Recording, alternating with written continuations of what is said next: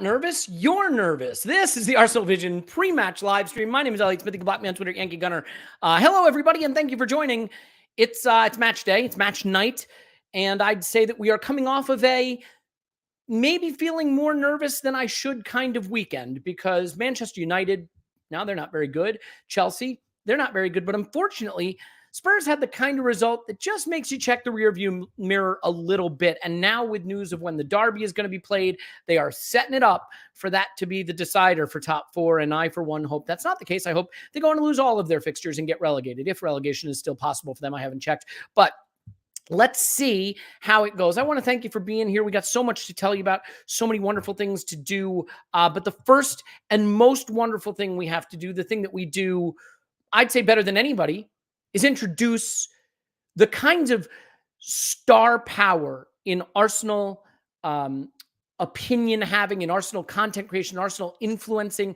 And there is no star power like Clive's star power. And here now. Get ready. Here comes Clive.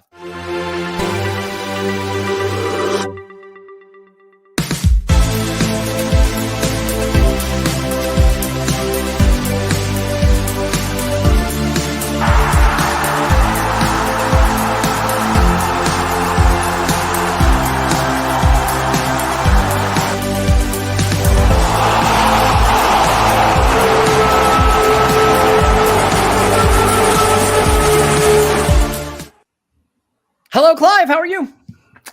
Hello. How are you? Yeah, good. Good to see you. There are some questions. When are we getting the new Clive intro? And I will let you know. The new Clive intro is in the lab. It's being cooked up. It's coming. People are excited for you, Clive. People are excited for you being here. I am excited for you being here. And I just want to say, I'm nervous, but I know you don't get nervous. How are you feeling?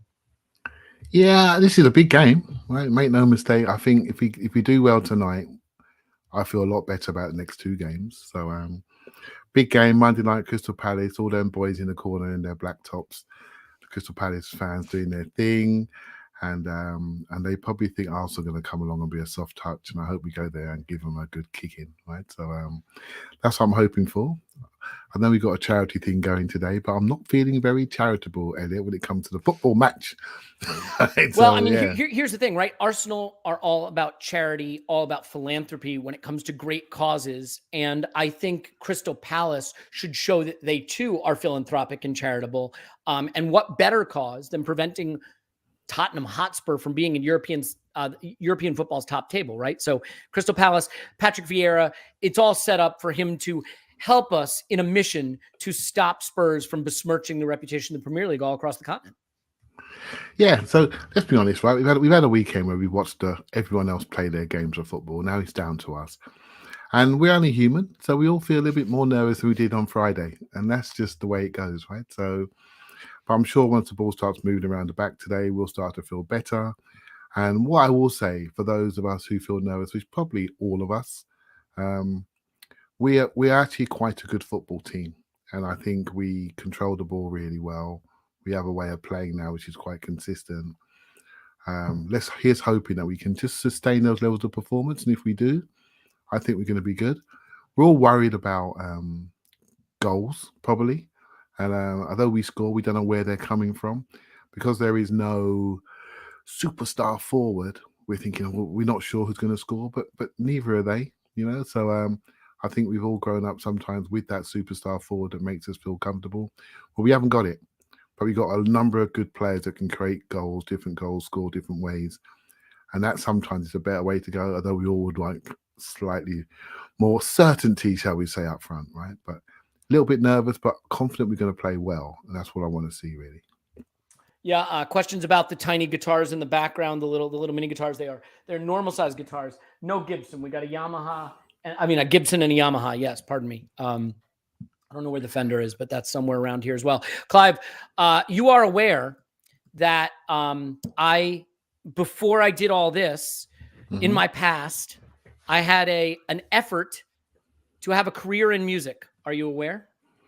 No, but I did know. I heard a little bit about you singing and doing bits and pieces. Well, I know you can sing, right? Better than me. Well, so yeah. So I did. And there's an effort by the community to get their hands on one of these tracks, one of these fabled, terrible piano pop power ballad tracks that I wrote and performed with a friend of mine back in these days. And Clive, they are every bit as embarrassing as you would imagine, but someone like me would never share something that embarrassing, right? Well, I don't know. I do worry about you sometimes when it comes to these things. You have no shame on occasion. So let's see what happens. To be fair, well, here's what I'm going to do. You may know that we are doing a fundraiser. It's all over the screen. You can't miss it, for the Arsenal Foundation, and we're trying to hit a really big goal. We're doing two things. Don't switch off this part. I'll just make it really quick. One, we are giving away places in a VIP box at the Emirates for the Everton game on the last day of the season. Clive will be there. I will be there. Paul and Tim and Andrew Mangan Arsblog will be there. You can be there. Every £5 you give gets you an entry to win one of the spaces in that VIP box. And we're giving away a bunch of spaces. We're also going to auction off a few of them. The auction news is still forthcoming. But if you go to the link up there and at some point down there and give before we hit our goal, you are entered to win a VIP box at the Emirates. I mean, there'll be former players coming by. There'll be food. There'll be cocktails. There'll be amazing seats for us to celebrate being in the Champions League, which, of course, will have been determined weeks prior to that, Clive. And here's the sweetener. Are you ready for the sweetener? Go on then, mate. If we hit our target, I will put the worst track from that album I recorded on the podcast for everyone to hear. So there's a sweetener. I don't know which is going to be more important, but we're going to do that. So I want everybody to give and give generously if you can. If you can't, just thank you for being here.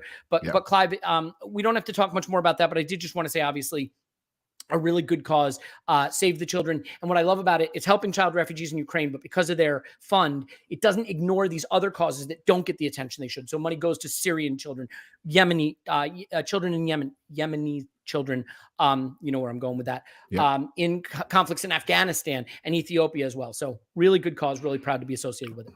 Yeah, absolutely.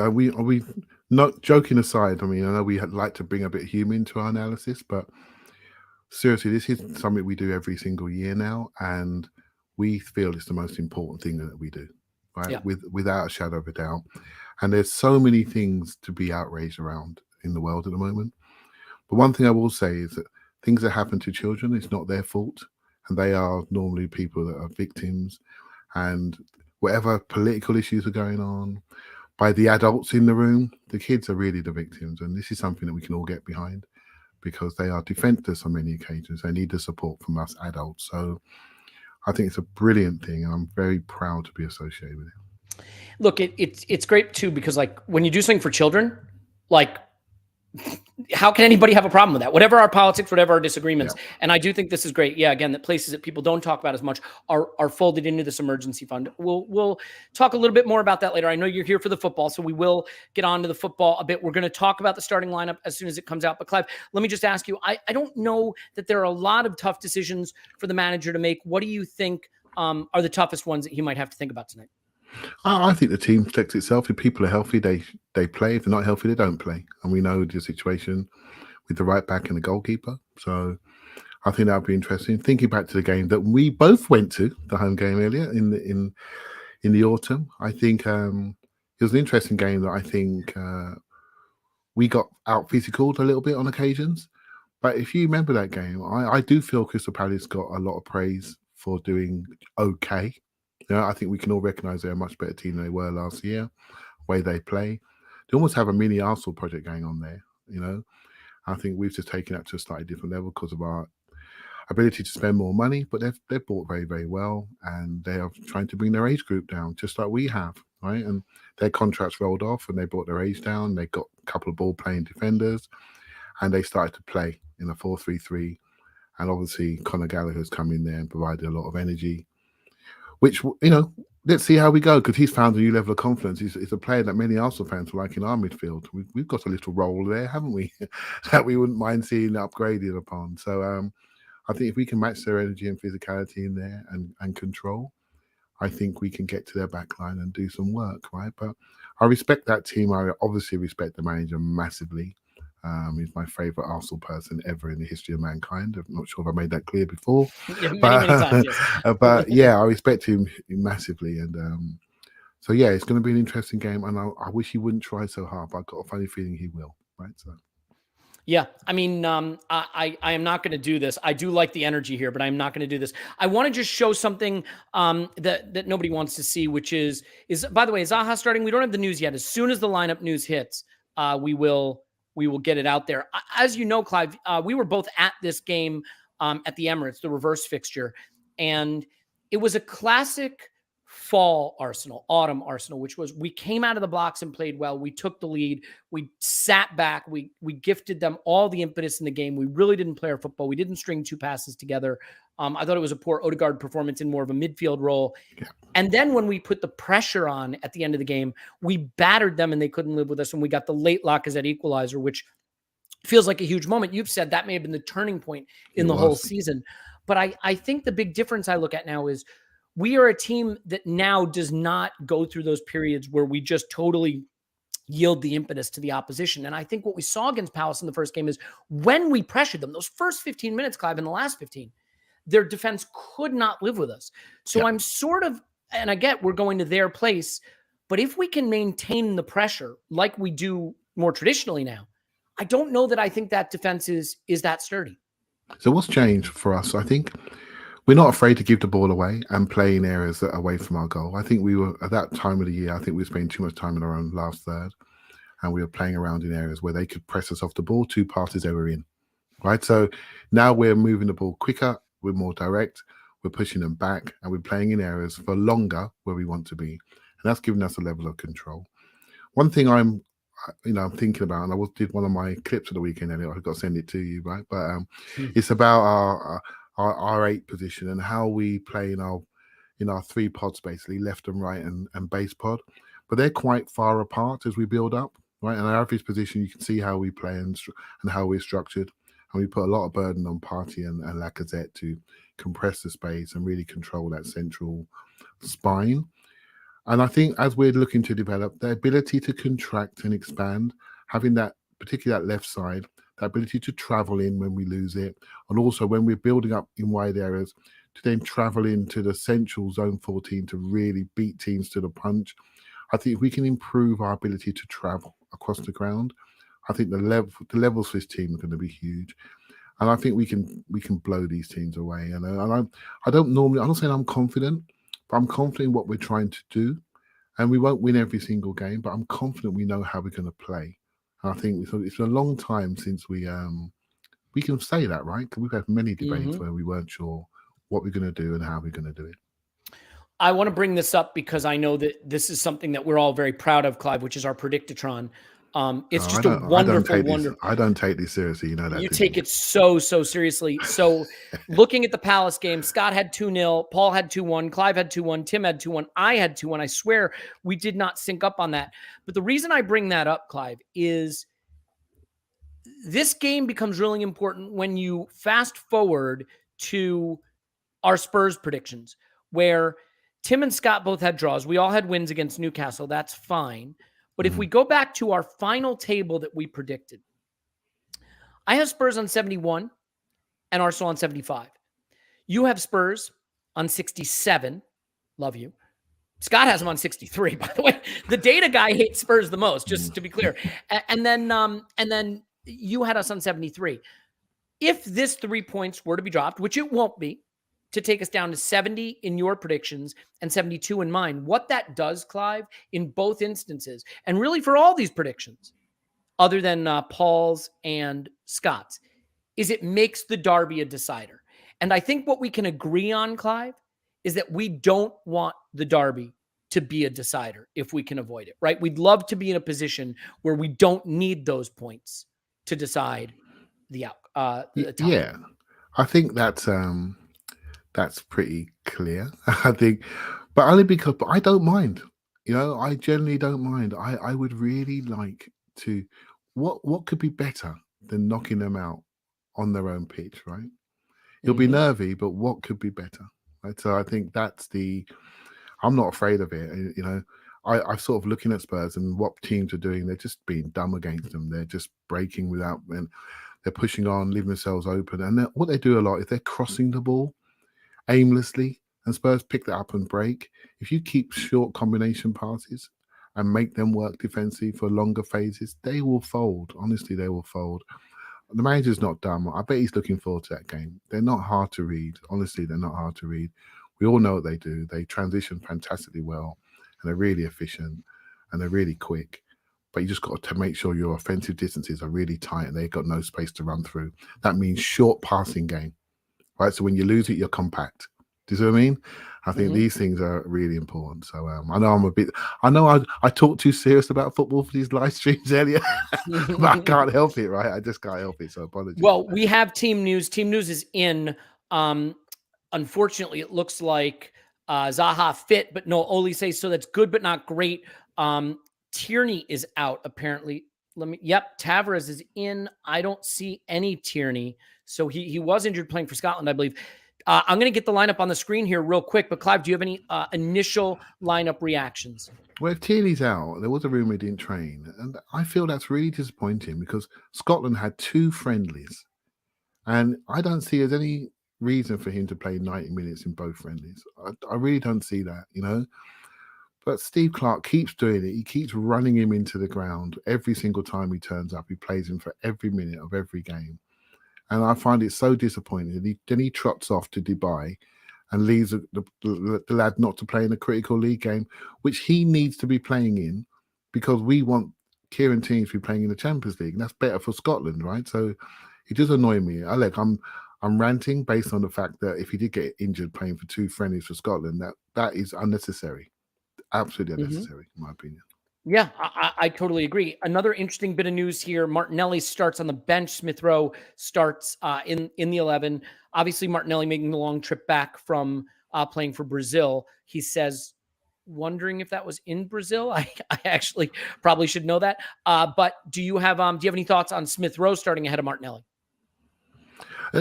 Funny enough, I think Palace is one of those compact pitches. It's quite a small pitch, and I was thinking actually there may not be. I mean, people may laugh, right? But if you look at Palace, it's quite a technical space. It's quite a small space, and I thought that might actually happen. I do like stretchers out on the outside of it, as you know. I do like people to not just always come to the ball, but I do think our ability to control the ball against them is really important. And once we get in and do our combination play, I think we'll be fine. And look, Smith Rowe's our top scorer. I think he's hard to read. I find him hard to read, if I'm honest with you. I watch him. I don't know whether he's an 11, a 10, an 8. Is he a better on the outside or the inside? I just see a very good footballer who always seems to pop up and put the ball in the net. Right? He really has that knack. And so we need that tonight. We need goal scorers. So that's not the end of the world. But yeah, so I must admit, although I am a fan of Nuno, I will say this. I think he's a very good player, but he's cold, right? He's cold. He played in that Brentford friendly for sure.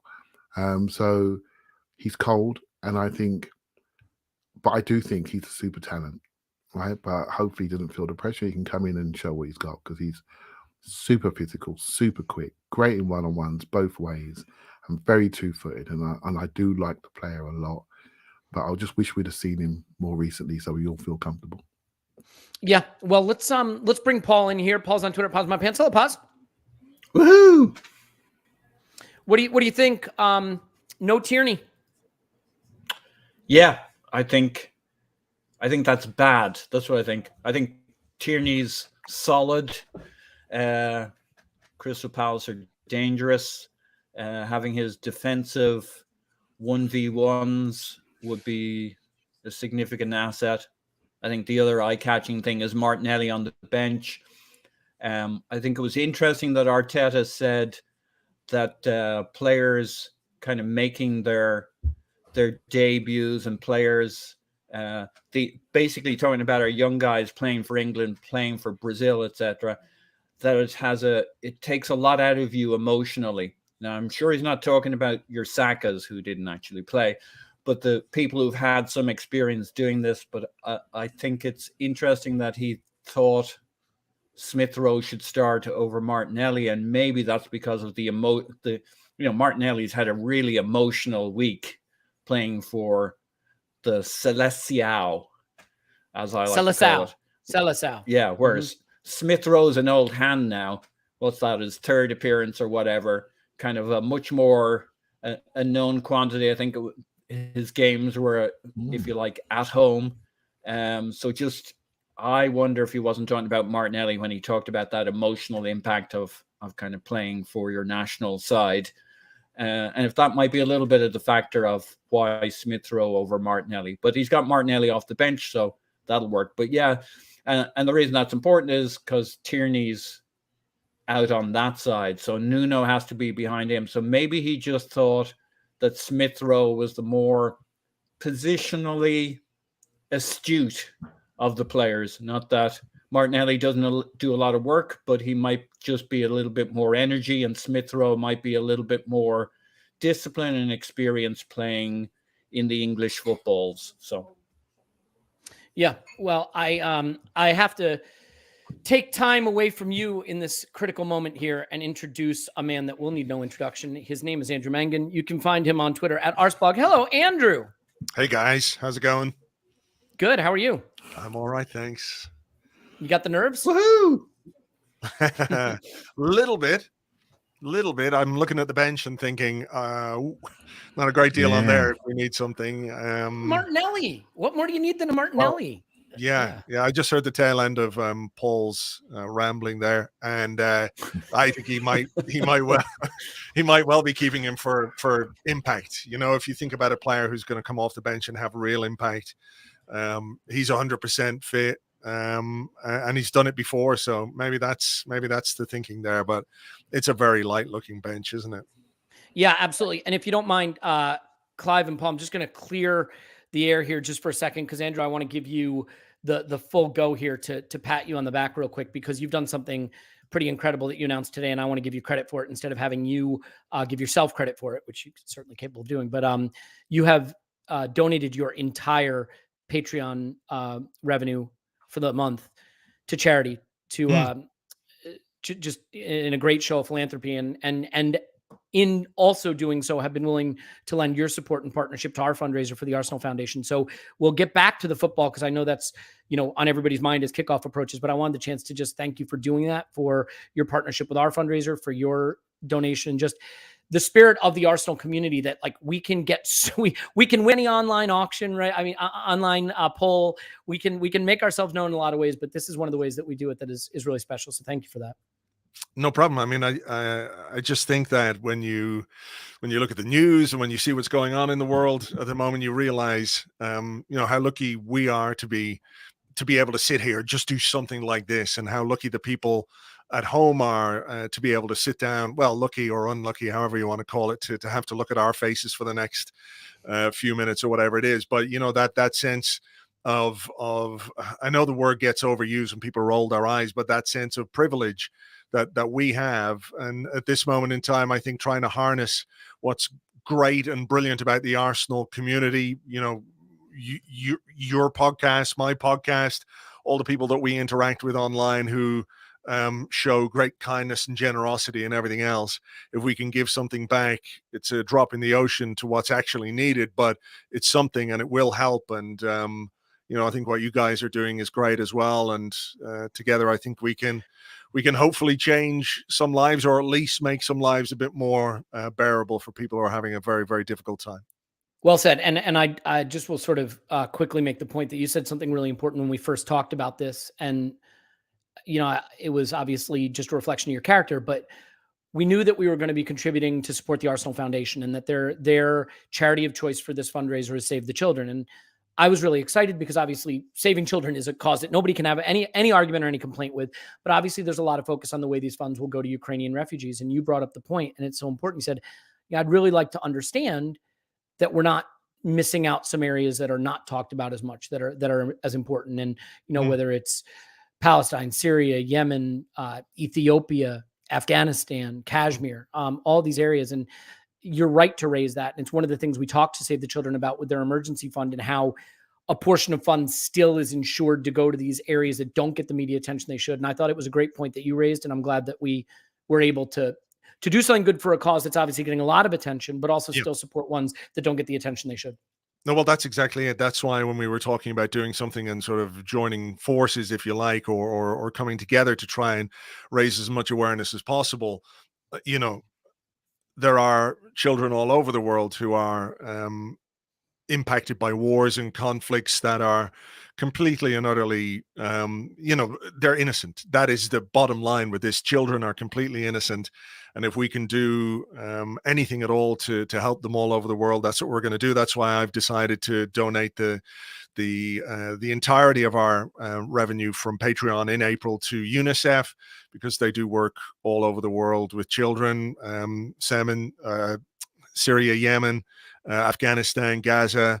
It'll go to places where it's really, really needed. I think that's hugely important, as well as keeping focus on what's going on and what's in the news every day, you know? So I'll just say this, and then we can, because I know people are here, they want to hear about the football. Obviously, this is important. So thanks for bearing with us, and thank you for stopping by to talk about it, Andrew. Just real quick, I'm going to take this overlay down from the top, and what I'm going to put up instead is this. It shows where we stand on our fundraiser right now. We launched today. We're already 46% to goal at 23,000 pounds raised. We're trying to get to 50,000 pounds. And Andrew, one of the really exciting things, when we get to the goal, we're going to sweepstakes off. We're going to draw at random winners to be in a VIP box for the Everton game at the Emirates on the last day of the season. You will be there.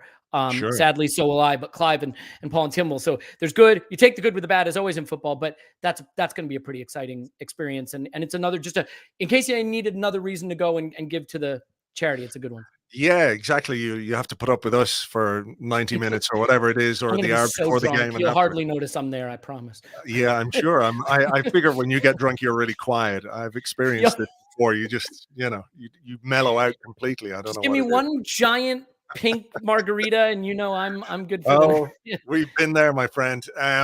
Yeah, look, I mean, I just think it's part of giving something back a bit to all the people who either support us on Patreon, who've donated to the fundraisers. It's a chance to give something back, and it's a cool prize, I think, and hopefully we can go into that game on the final day of the season. We can be secure in the knowledge that we'll have a Champions League football, keeping everything crossed for that. And how glorious would it be, and how funny would it be if we could relegate Frank Lampard on the last day of the season? That's relegate Frank Lampard. That's something that people would want to share in, I think. Relegate Spurs to the lower tiers of European football. Relegate Frank Lampard and do it from a VIP box, knowing that we've given money to children. I mean, you can't really beat that. So I know your time was limited. I'm going to pull Clive and Paul back in here, but I did just, really want to thank you for your philanthropy, for your support, for for this fundraiser, because without you, I don't think we'd get there. And it just means a lot. And I know you got a lot to do on match day, so we'll let you go. But you have any predictions real quick for the game? Oh God, I always hate when people ask me for predictions. You don't have to do predictions. Just ignore him like I do. Just ignore him, mate. I don't care. Clive's got to try and I wasn't aware that was an option. Look, all I can say is hopefully we come out the blocks quickly and get into a position where we can control the game, because I think with the team we have, if we can get a couple of goals, we can control the game. I just worry about our ability to chase it if we are on the wrong end of something. So, but look, fingers crossed, we should be fit, ready, raring to go. And this is a big game, another cup final, one game at a time, and all that kind of stuff. So let's look, Andrew, surely Patrick Vieira is going to help us keep Spurs out of the Champions League. He really, he might. Are Crystal Palace playing Spurs at some point? He might help us in that regard, but he's not going to do us any favors tonight. All right. Well, it was worth a shot. That's not him. That's not him. All right, man. Enjoy the game, and I'll see you in London in May. Yeah, for sure. And I'll talk to you guys soon. Cheers, Andrew. Great work. Cheers, guys. Bye. Bye. That was and is and remains Andrew Mangan. The Arse blog will get back to the football, but thank you. And if you do have the ability to contribute to the fundraiser, maybe, just maybe, you wind up in a VIP box for the Everton game to watch us return to Champions League. So, Paul, come back to you just for a second. What's your thought on the fullback situation tonight? Cedric and Tavares, both good going forward. Maybe neither is as reliable going the other direction. My hope is that we'll be playing on the front foot anyway. But do you think that – so one of the things we saw, Paul, with the introduction of Cedric is that Tierney dropped in a little bit more and Cedric was allowed to go forward a little bit more. Do you think that Arteta may be inclined to shift that, drop Cedric back a bit more tonight to mind Zaha and the threat that you have with Zaha, give Tavares more of the luxury to go into the spaces he's comfortable? How do you think Tavares' introduction may shift the fullback roles? Well, yeah, it might be more that the opposition that determines that a little bit rather than it's our stated aim or goal, but you got to watch Zaha. So Partey and Cedric may be quite busy there. Look, 3 of our 4 back lines speak Portuguese. Ben White can maybe... Coincidentally. Yeah. Ben White can correct them on their Portuguese, as I do. So, it's an interesting back line. I think... I actually think that in recent times, it's not so much that we kept Tierney back and that Cedric pushed on. Again, it's kind of a little bit of game and personnel specific. I think we play a much more symmetric shape these days, and the game kind of dictates it.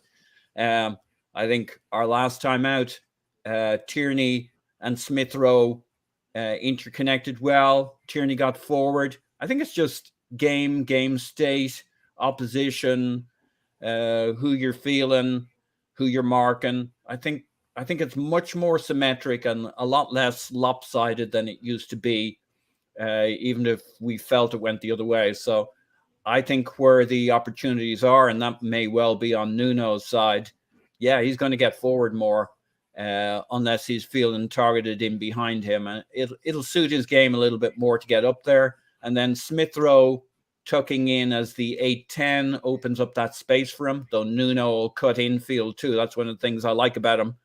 He brings that unpredictability of being able to be two-footed, to cut infield. Defenses hate that. You know, one of the things, at least you know where Tierney's going if you're marking him. He's going up that wing. He's still hard to stop. But Nuno can go either way. Not only can he will. So developing that understanding, though, with Smith Rowe in terms of both getting into the good spaces. It's hard to know how it'll play out, but it could be really good. And I think you're right that the left side might be the one where we front loaded a little bit more. We're more aggressive on the wings, and we're a little bit more unpredictable for them. Yeah. Clive, do you have sort of a thought on the impact of those fullbacks, you know, not having either of our first choice fullbacks? I mean, to be fair, I think Tavares went through a period where we really liked him, but we also saw him make some high profile errors in big pressure spots. So how do you see that shaking out? Yeah, he just didn't know when to pass on and when to carry. And sometimes he thinks he can carry himself out of any sort of trouble.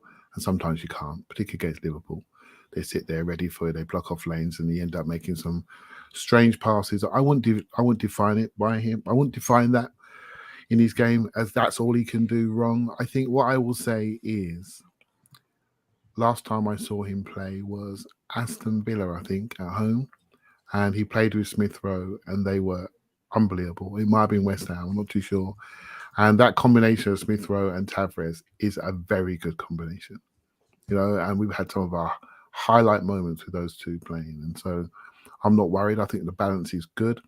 I think Smith Rowe likes to be a bounce board and he likes strong runners around him. And I think we'll see the better Smith Rowe when we get a faster centre forward, because I think he just needs that people stretching around him so he can then drop into pockets and arrive late and do his business. So he needs speed. He doesn't need to be the one providing the speed. I think Tavares provides a lot of speed, a lot of go forward. And so I'm a big fan of Nuno, actually. And I think, you know, we mustn't sleep on him. And next year, we're going to have a 55-game season, hopefully. And we're going to all appreciate him in a slightly different way. And I hope he does well tonight, because this is what you sit on the bench for these moments. These are the moments you wait for, right, to take your opportunity. And Cedric has done it. And let's be honest, I didn't think he could do what he's done so far. And Nuno needs to do the same, right? Rob Holding has done the same. Leno has done the same when he's come in. And so I think everybody wants to show they're not the weak link. So I think I want to see that. I want to see him deliver tonight, and I think he will. I really do.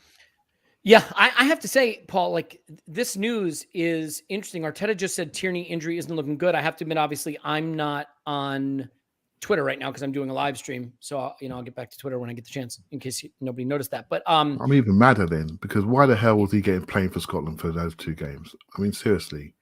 Well, that is the question. And what I was going to say, Paul, is like, Nuno's been out of the team for a long time. I liked what we saw when he was in the team, but I feel like Nuno having to deputize for Tierney for a long period would actually make Tomiyasu's return that much more urgent, because I just think from a balance standpoint, we need one of Tierney or Tomiyasu for that structure. Also, obviously, like, what Arteta is asking this team to do positionally is a sophisticated level of football, and Tavares is still very young in his career, and we have a lot of youth in the team. Tierney adds, even though he's pretty young himself, a measure of experience. Tomiyasu can as well. I guess I wonder what you think about, a potential run without Tierney in the side, the impact of that. Yeah, it's a worry. I could say nice things about why we shouldn't worry about it, but it's a worry. I mean, nobody would question Nuno's gifts in terms of football skills, etc. The frustration we saw when Arteta pulled him was trying to get him off the pitch after 27 minutes was down to a player not following instructions. So that kind of goes back to your point. Now, he's had a period on the sidelines. Anytime you see him with the team celebrating at the ends of games or coming on for a few minutes, he's looked very positive, very much part of the group, very much part of the team. So what you'd like to hope and project is he's spent the last, basically since the middle of January. So he's had 2.5 months now working on how to work the plan, how to follow the plan, when to be Nuno, but when to sit within the system. So he's had a couple of months now to really drink the Kool-Aid, and now he gets a chance to play. So in a sense, it's great, right? That's almost perfect. You've had a couple of months to settle down, learn the lessons you should have learned, and here you go. Training wheels off. Get on there, perform, show you can be trusted, show that the manager can rely on you, and that you know your job, you know your role, and you don't get overexcited and try and beat 7 players by playing out from the back. That you pick your moments, you choose your spots. But I've been very encouraged by, I know it's soft, feely factors, but by how engaged he is, celebrating, hitting Lacazette on the head with his knuckles, whatever it may be, very much part of the group. And so it's go time for him. It absolutely well said. So I just want to show one thing. Can I show you guys one thing that's kind of exciting? Just since we've been on this live stream, if you look in the upper right-hand corner, you'll see we started this live stream at 46% to our charity fundraising goal, with £23,000 raised. And let's take a look now. 51% in about 6 or so hours of fundraising. Remember, when we get to 100%, we are going to draw the winners for the VIP luxury box at the Emirates Stadium for the Everton game with Andrew Mangan, Arsblog, Clive, Paul, Tim, myself. Visitors from Arsenal will be in there. It's going to be an extraordinary day. So please join us in doing that. Clive, let's get to the keys to victory here. And, for me, I think there's a big focus on Smith Rowe tonight. This is a big moment for he and Martinelli, making their international debuts, getting their call-ups, impressing at the national level, their careers going from strength to strength. Martinelli's had that position locked down, held down. This is Smith Rowe's chance. He's been brilliant when he's played. It's through no fault of his own that Martinelli has started. This is a chance for him to come in and stake a claim to this position. And I also sort of wonder, is it Smith Rowe over Martinelli because we expect Tavares to be more overlapping, more of a wing back than a fullback? Because when Martinelli plays, he's the width and Tierney has sat back a bit more. Maybe we'll see Smith Rowe as more of an interior with more wing back Tavares. So how big is this for Smith Rowe to make his play for a spot in the run-in? And do you think it's related to the Tavares start? Yeah, maybe. I think Honestly, I don't worry about those two, Elliot. Honestly, I don't. I Actually, worry about think, everything. I just want to be clear. I think Nuno is very two-footed, and there's been people who have queried Tierney's ability inside to use his feet and show a little bit more dexterity. I'm not worried about it. I think he's a fine player and he knows what to do and when to do it. And but Nuno's got a lot of ability. Can he? The only thing I would say to him if I was ever able to speak to him, you don't have to put the cape on. You don't have to do everything. You've got amazing gifts. Let your gifts talk. You haven't got to beat 15 men and then put the ball into the top corner from 30 yards. Just play. Because they can't, you're playing against Andre Ayew, he can't run him. He can look after him. He can look after him in the air, he can look after him in the ground, he can run him backwards. And so he has, he's been gifted by the gods physically, right? He's got it. So now he just needs to get it between the ears and just calm down and play. And once he does, it'd be good to go, you can wander up and him play from a front foot position. Andrew said something actually that's made me think, he's so sensible, that bloke. He said something, about chasing the game. And given we're the last game of the weekend, I don't want to see us chasing the game, right? Because it may put a bit of stress onto us to maybe affect our last pass or our last decision, for example. That's the only nerves I have. But I keep going back to Villa away. I was nervous about that game. And within 25 seconds, I was moving the ball around. I thought, we're all right. We know what we're doing. We know how we're playing. We set the tone right from the first few minutes. And they knew they were in the game, and they were watching us, and they were totally intimidated by our ability to move the ball quickly and really create things, either long or short. And so I'm hoping to see that again, and we'll all know within 5 minutes and where we are. I don't see any reason. Sometimes we get to this point in the season, the last 10 games, when your goals are clear, and we need this more than they do. So it's very important how we start the game, and I think sometimes when you're playing football matches and you're playing an opposition who are going for a bigger target than you, it's very important that that team says, you're not having it today. And suddenly the team with not the flip-flops on, but slightly less to play for, will then start to look at their Louis Vuitton suitcases and think about the summer holidays, right? So that's what I'm hoping is going to happen if we start well. Yeah, I have to admit, look, I'm not on Twitter. I'm doing a live stream, as you've seen. Some people saying that in his pre-match interview, Arteta said Tierney is going to see a specialist. Can't verify that, but that's not this good. is one of the reasons you go out and you get a Tavares, right? We knew that Tierney, and to be fair, I'm not going to say that we knew that he's injury prone, because this is not a soft tissue, pulled the muscle from running around kind of thing. He's been fit the whole season. I think he deserves credit for that. Last season, it derailed potentially on the fact we lost Tierney, right? We made. But it's because we had to move Xhaka back there, right? We didn't have a fullback. I was just about to say that. We made an incorrect decision, in my opinion, to move Xhaka back there against the big European games, when for me, we had Gabriel sitting on the bench and I didn't see what we were doing. And that was my opinion and at the time. And hey, look, we're here now and we've got the guy and he's good. He's very good. And we played a number of weeks when we were in the team, and he sat Tierney down for 2-3 weeks when Tierney was back, right? So I hope he gets up to speed. And I think he could bring something different to the team. I'm hopeful that he does really, really well. Let's get some predictions in of what we, not just the score prediction, but Paul, real quick, because we're gonna cut this one short. There's gonna be a short live stream tonight because the nerves are getting to us. And Clive said he needs time to prepare emotionally, and I'm sort of feeling that way too. And we'll have our instant reaction on the Patreon side and our full pod tomorrow. So plenty of content. But Paul, real quick, keys to the victory tonight, and your prediction of what will actually happen. Lacazette. He doesn't need to score. He doesn't need to assist, but he needs to look like he's going to score. He needs to take some of the heat, some of the pressure. He needs to get into the box to make spaces so that when Smith Rowe and Saka arrive late or from other angles, he's pulled defenders towards him. So I don't care if he doesn't score for the rest of the season, but he's got to look like he's going to score. He's got to pull players to him. He's not a run in behind guy, but he's got to pull the center backs to him and then lay it off neatly and put the boys through. So he needs a good game, a big game for his own confidence. 17 hours and something or other since he scored in open play, which is impressive, marvelous, wonderful in its own way. But Yeah. Now, okay. There was what was it? Wolves. He bundled one in, a Danny Welbeck special that he doesn't get credit for. Fuck him.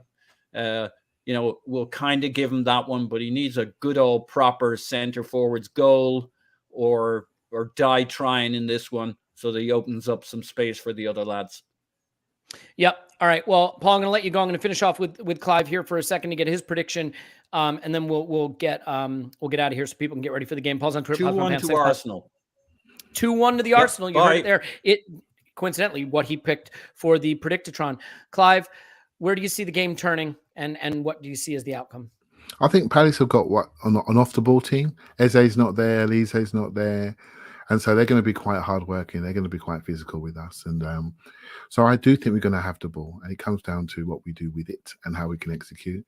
I like to see Odegaard take some more goal scoring responsibility.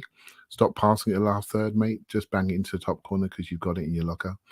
I think Lacazette. I agree, Paul. I got a feeling for Lacazette tonight. So I do think we've got goal scoring potential. We need to pull it out the team.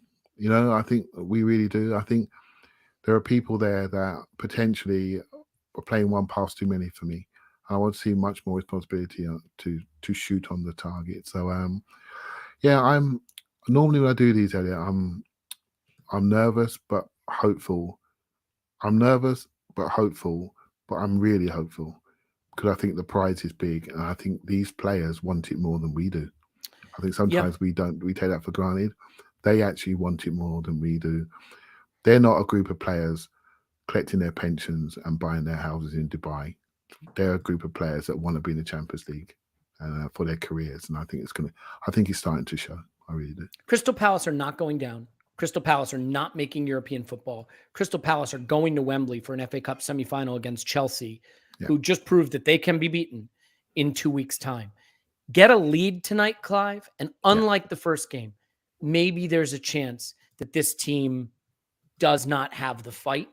Doesn't have the fight, but we saw what happened in Newcastle, right? Newcastle probably safe, not a lot to play for. Once Spurs got ahead, they gave up the ghost. This is the time of the season when if you can put teams with very little to play for in the league behind you, you can get them in your rearview mirror. So that's what I'm hoping will happen. I watched the City Palace game, mate. I know they got a draw out of it, but it was like the Alamo.